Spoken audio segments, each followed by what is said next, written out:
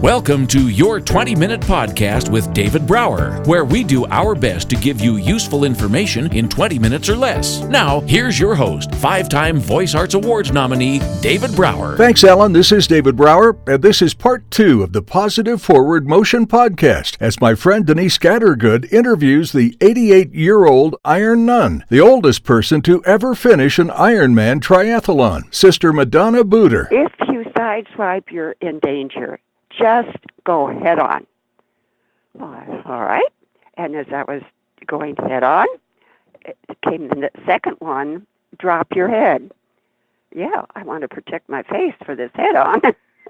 So next thing I am flat, spread eagle on my back and hearing the moaning on my left side from the other detached cyclist. And I thought, oh, he's probably really hurt. And I don't know about myself, but, you know, when you have a sudden fall like that, it kind of, it's a shock. It puts you in shock, and you need a little time to gather your wits about you. In the meantime, 2 other figures gathered at the site, and one guy said, oh, we better call 911. I said, no, please wait. The other one on the other side says, oh, I think we better call the police. I said, no, will you just please wait? I'm not ready yet. And he said, well, you've been down 3 minutes. And I'm saying to myself, so what?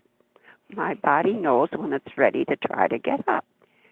And then comes a woman with her husband.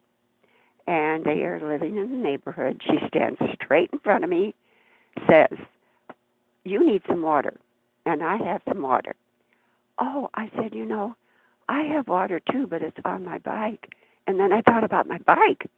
And then she was the opportunity. So without a word, I reach out both hands to her. She doesn't say a word. She reaches her 2 hands out and gently raises me up. So I'm standing, and you could hear the sighs of relief. And he came over to me. He said, well, I got a bloody nose out of it. And then we look at our bikes, and they were intact. Now, if that isn't a mini miracle, I don't know what is. Absolutely. But it's those little instinctive feelings that if you get so caught up in your gadgets, you discount them if you even get them. And we're ignoring attention. What I call God whispers. Those little thoughts are God whispers. And it's the Holy Spirit speaking through us. Are we going to be able to listen? Or are we dependent on our handmade, man-made gadgets instead? So Get that's my concern. concern. Yes, and getting outside helps us to get inside. When you're outside and you're in nature yes. And you're running and you're biking and you're swimming, and it clears your mind and your thoughts, and you get to pick up on those intuitions and those things that are very important. And you mentioned something to me yesterday. You said, you know, there is a real benefit of aging. Could you elaborate on that a little bit? Because you had some great things to share about the benefits of aging. Well, it's funny because I have a conference with the bishop maybe a month or so ago, and the last thing he asked me was, how does it feel to get old? And that came out of nowhere. But I am, and he realizes it, 30 years his senior. So in 2020, I'll be 90 and he'll be 60. And maybe the thought spooks him.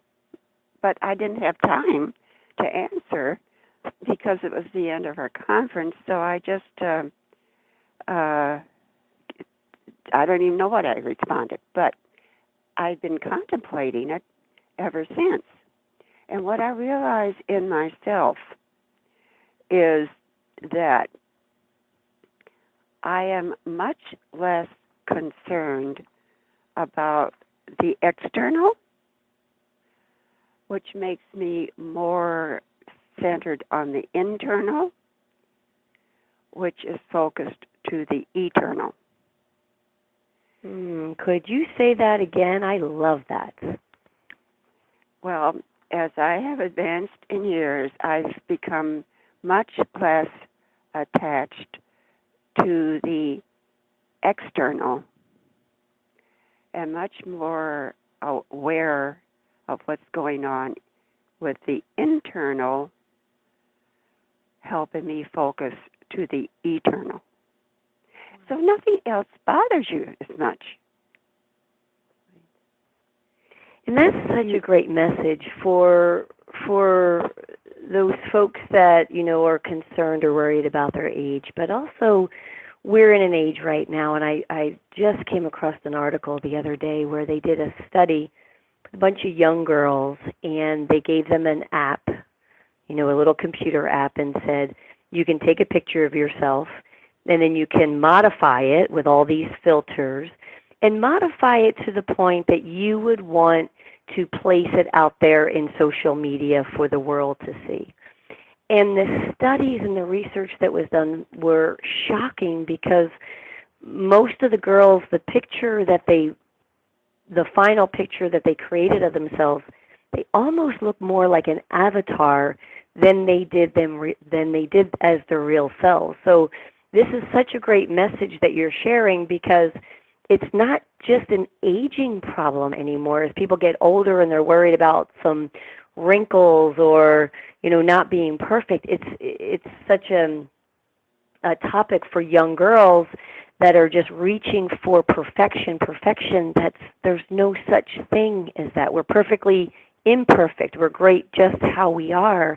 And to bring light to that, whether you're 14 or 90 and in between, it's extremely important. I really get mystified why people think they can do an upmanship on God's creation by recreating their own image to their image and likeness instead of God's image and likeness.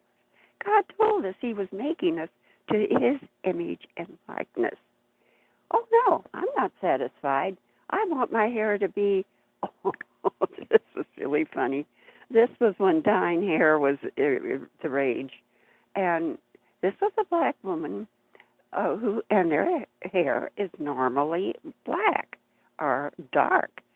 Well, obviously, she had used peroxide. So what happens is she has now orange hair to go with her dark skin. If she can look like Halloween all over, I don't know. But it just doesn't make sense to try to do better than what God gave you in the first place. And He gave us the color hair to go with our complexion. Why do you want to change it? And normally, when a woman gets to my age, they have either gray hair or white hair. And if they try to make it go black, you can tell. You can tell it's dyed from the get-go. So what are you trying to say? I don't like getting old. Why not? It's a privilege. You spend all these years on Earth, you might as well appreciate that.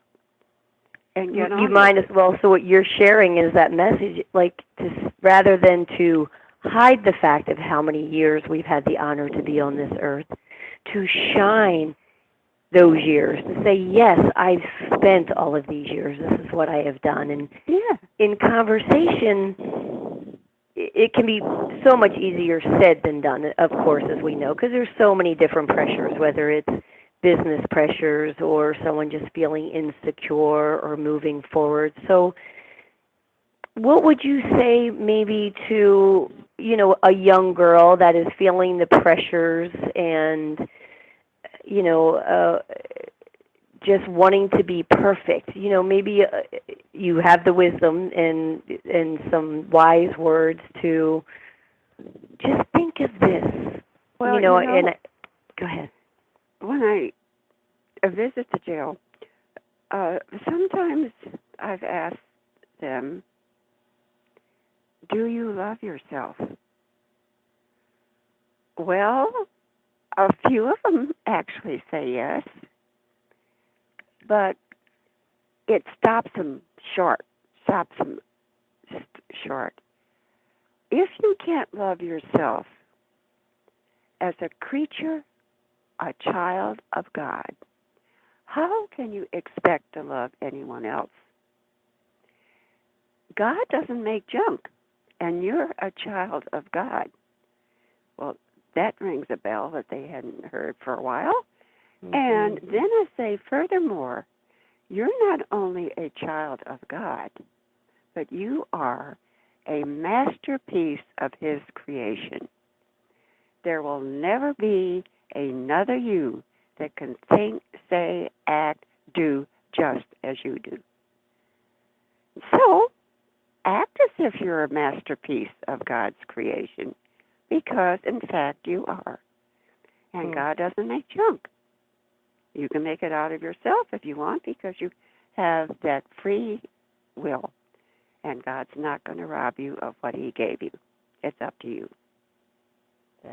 That's wonderful. And that is such a good reminder for all of us to stop, especially, again, as we were talking with younger folks, boys and girls, actually, with the pressures that are out there and the pressures for perfection, is to not look at someone else or towards someone or something else to make us feel fulfilled and happy, is to first stop and find love with ourselves. And one of my favorite quotes that I mentioned actually in one of my other podcast interviews, because I keep this little note tidy in a little wallet that I found years ago on a calendar, and it said, if you don't believe in love and accept yourself, you're going to try to find somebody else or something to do it for you. They'll never satisfy you. And then it's a slippery slope of not being satisfied. Yeah. So I'm sure the listeners are very curious to know. I was very fortunate. My grandfather lived to 99. He was so healthy and strong all the way through his life. Just healthy, and people would always ask him, well, what do you do? What do you eat? How do you exercise? What types of things? So as we're talking about the benefits of aging and getting older, I'm sure there's folks out there that think, well, gosh, I want what Sister's taking or what she's doing. So share a little bit about maybe a day in the life of Sister Madonna. Well, when I travel, I'm very often asked, do I have any specialties in regard to food? I don't. I just take what's served. I don't have any allergies that I know of, except I'm allergic to the planet Earth. I do know that, especially what it's become. It isn't the same place I was born on. Anyway, we have insecticides and all these things that contaminate our natural food. So nobody's going to get any wisdom from me about what to eat. And everybody has different preferences and different likes anyhow. But whatever you do, do in moderation. And what I have come across lately, which I think is quite beneficial, because garlic has a lot of assets to it, raw garlic. But how are you going to prepare raw garlic? Well, I found a way, and this I will share. I get the cloves, and maybe one whole clove, break it up, cut it off, get a spoonful of peanut butter, put those little diced up parts on the peanut butter, and chew it, and the sharpness of it blends with the blandness of the peanut butter, and it tastes pretty darn good. And if it gets to a point where it may be a little unpalatable, I also have a banana handy, and I bite the banana, and it adds the sweetness. So you've got the tartness, the blandness, and the sweetness all at once. And well, I do love garlic as well, but my raw garlic intake is going to go up. Absolutely. Good. Absolutely. So I believe this morning you mentioned when you wake up in the morning, you head over to Mass. And are you still running to Mass? Oh, not in this kind of weather. But in the spring, you'll be running again? Yeah. And how many miles is it to Mass when you run? Well, it depends on which church I go to, but normally my own parish would be just a little over 4 miles round trip, which isn't much, but it's a starter for the day. Okay, a starter for the day. Okay, so you ran to Mass, you went to Mass, you ran home, you put in your 4 miles. Then what's next? Well, sometimes I go to the Y. I try to get a swim in at least 3 times a week. And then if there is open time during the day and it's a nice day, I'll jump on the bike. So I don't need to enter competition to do a triathlon. I can do it myself. I love that. I love that. And then on the days, we all have our days where we just don't feel like it. We just, for the listeners, what do you tap into on those days where I just don't know if I have this in me? It is, again, the draw to the great outdoors of Mother Nature. You've been listening to Part 2 of the Positive Forward Motion podcast with Denise Scattergood and the 88-year-old Iron Nun, Sister Madonna Buder. Listen to the Positive Forward Motion podcast wherever podcasts can be found. Listen to your 20-minute podcast with David Brower on the go. Downloads are available on YouTube, Twitter, Facebook, iTunes, iHeartRadio, Spotify, any podcast app, and on our website at davidbrowervo.com/your20minute podcast. Until next time, thank you for listening.